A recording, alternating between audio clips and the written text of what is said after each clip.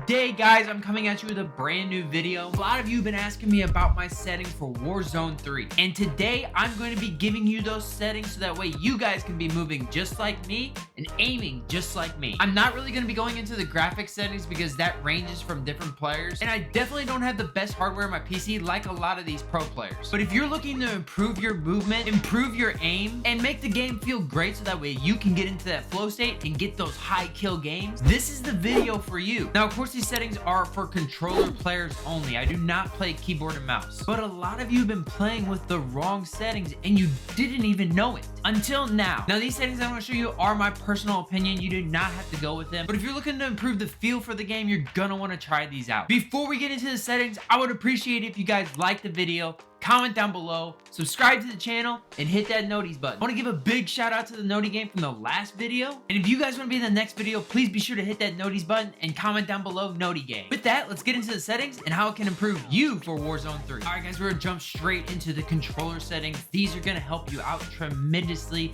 with not only just your movement, but your aiming as well. A lot of you don't even realize it, but you're playing at too high of a sensitivity.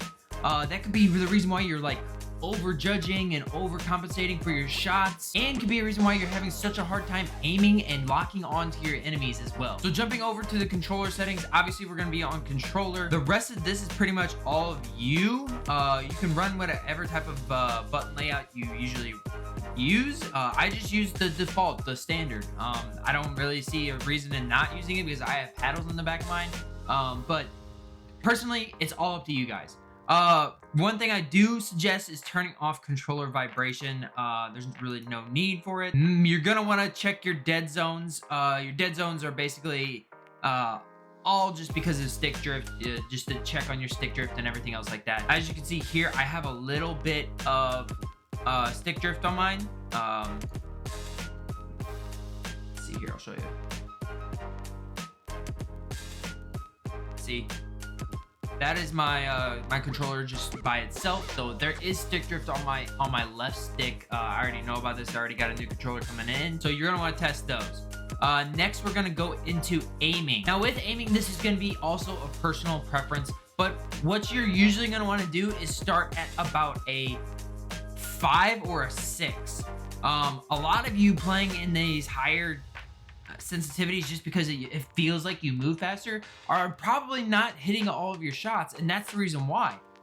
If you push your like sensitivity down to like a 5 or a 6 and then you play around with that, if you feel like you're not moving fast enough or too slow, keep upping at 1, go to 7, go to 8, and that's where I stuck at. I'm stuck at 8 right now.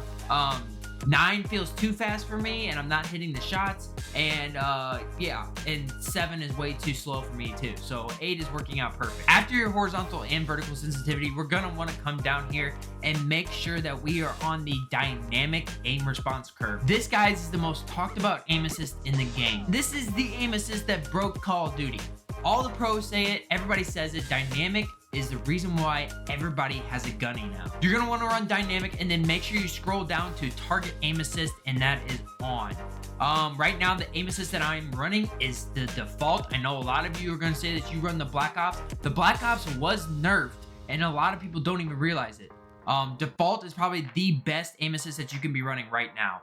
ADS, aim assist, obviously you're gonna want that on. Third person really doesn't matter. And then we'll move into the gameplay. Now, with the gameplay, I have automatic tac sprint on. You're gonna want to run this automatic tac sprint. It's just the best thing for you. You're not gonna have to push down or mash on the stick to run or sprint or anything else like that. All you have to do is just push it forward. If you are running a shotgun or a Kimbo, do not run automatic tac. Slide, maintain, sprint, I have that on. Auto move forward, I do not have that on. That is off. Tactical sprint behavior is double tap. Ground mantle I have on. The only reason why I have this on is because if you don't have this on and you're getting stuck in windows, that is the reason why. See, in this video, you're jumping through a window and you can't get all the way through.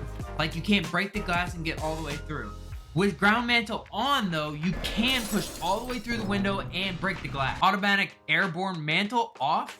Automatic ground mantle and hang is off. Slide dive behavior, I have it set to tap to slide. Now I know they just came out with this brand new hybrid tap only to slide, tap while holding sprint input to dive. The only thing I have against this is I was finding myself diving every time that I was going to go sprint, and because I'm on automatic tac sprint on, it's almost every time you start sprinting and you go to go slide, it dies. You can maybe run this and see how you like it. Hybrid is a good, like, it's a good setting to have, but as of right now, I'm running tap to slide. Plunging underwater is trigger, parachute automatic behavior.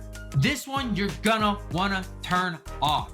I know a lot of you are probably thinking, well, what if I'm AFK? First off, if you're AFK, you're gonna end up down anyways because of somebody finding you or people landing on you, either or. But the parachute automatic behavior, you're gonna want to off, because whenever you come through buildings or like flying in through buildings, you're gonna want to pull that parachute lower than what the automatic would be pulling your chute at. With the automatic, you'd be flying up close to buildings, and the closer you get to a tall building, your parachute will automatically pull because of the distance. So that's another big one that you're gonna want off. Sprinting door bash, you're gonna want on. Edge climb behavior, I have mantle only. I really wish they would just turn this one off. I really don't care to edge climb at all.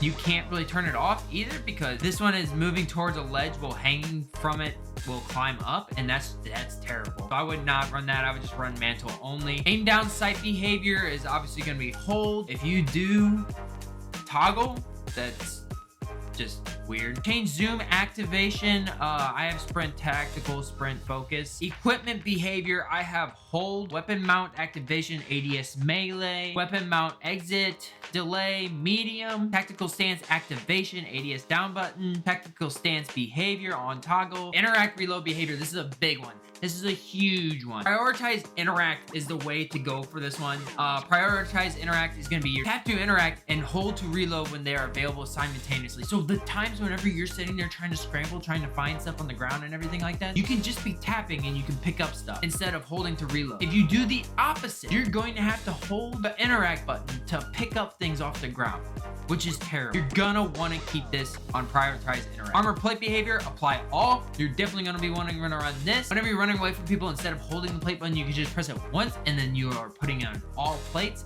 even though there is a glitch right now that doesn't allow that. ADS stick swap is off.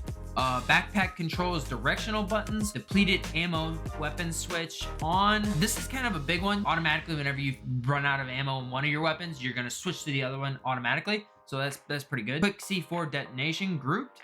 Final manual fire behavior, press. Akimbo behavior, independent. Vehicle camera recenter, short delay. Camera initial position, free look. Lean out activation. Lean out activation is melee. Scoreboard map, toggle. Ping wheel delay, moderate. Double tap, danger, ping delay, moderate. Wheels behavior, hold. Alright guys, so onto the view part of our graphics in the game. This is the only one I'm going to talk about. I'm not going to go into the display or the quality, because that depends on the hardware that you are running in your PC or console. What I usually run is the field of view is going to be a 120. I know multiplayer plays at 106 between 110.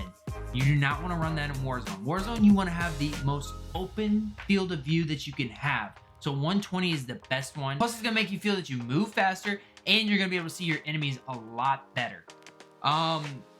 ADS field of view, you're going to want affected. This is going to help us out with our gun kick and our gun control. Without this on, your gun looks crazy shooting down sights. For weapon field of view, I run the wide. It makes the gun seem smaller and look smaller, so that way it gives you a better view in front of you. Third person, we don't really care about. There's not even a third person mode right now. Vehicle field of view, that's up to you. You can decide however you feel. These are big. A lot of you are running motion blur. Take it off.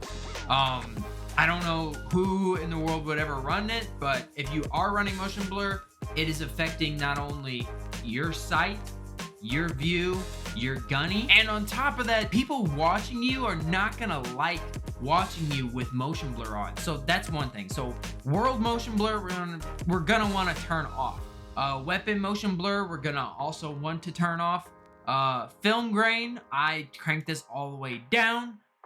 First person camera movement, make this least 50%. You have to make this least. If you don't make this least, your camera is going to be boggling and moving so much. It makes people sick. Third person, we really don't care about. Again, spectator camera is game perspective. And then with inverted flashbang, this is a new setting that they just added. Instead of a white flash on your screen and blinding you, you'll have that your screen actually goes black instead of white. The inverted flashbang may help you out. It's not that big of a deal. It doesn't really change too much. It's just all opinion based. All right, guys, that is gonna do it for the controller settings for Warzone 3. My personal settings, again, you do not have to try these settings out, but if you were willing to try them out, I guarantee that they will make you a better player and make your game a better experience. If you guys did like this video and enjoy it, please be sure to hit that like button, comment down below, subscribe to the channel, and hit that noties button. And let me know any questions you guys have down in the comments below. I appreciate you guys as always, and I'll see you in the next one.